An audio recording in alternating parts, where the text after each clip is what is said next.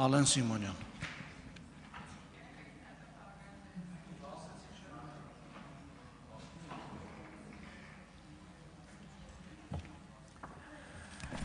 Սիրելի երեխաներ, ես ուզում եմ շատ կարճ ձեզ ծանոթացնեմ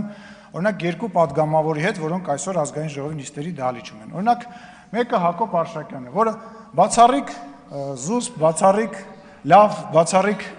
չկոռումպացված եւ լավ անձնավորություն է, եւ երկրորդ անձնավորությունը ուզում եմ ծանոթացնեմ Երևանի նախկին քաղաքապետ Տարոն Մարգարյանին, որի օգնականը իրեն թույլ է տալիս տարբեր տեղերում տարբեր լկտի բաներ գրել։ Օրինակ քիչ առաջ գրել է, որ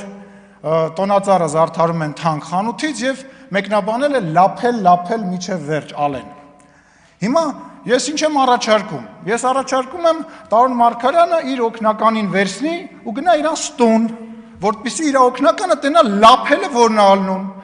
Տանի դատարան, որտեղ 2 միլիարդ դրամի պետությունը միայն փողապահանջում, կարա տանի Սերժ Սարգսյանենց տուն, կամ Սերժ Սարգսյանի փեսու տուն,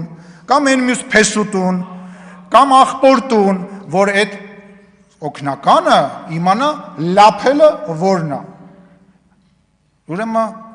ուշադիր բոլորին է վերաբերվում, այս բացակայող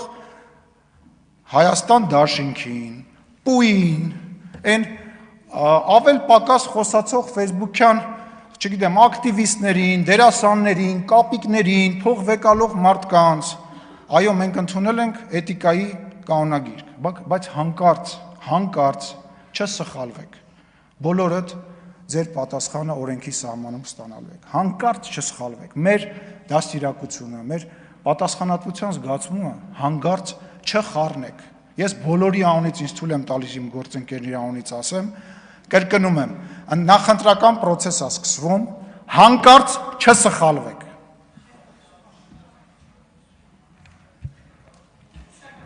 Շնորհակալություն բարի խոսքերի համար։ Եզրափակիչ ելույթի կարիք տեսնում եք Տիկին Ղազարյան։ Պարոն Թովմասյան, շնորհակալություն։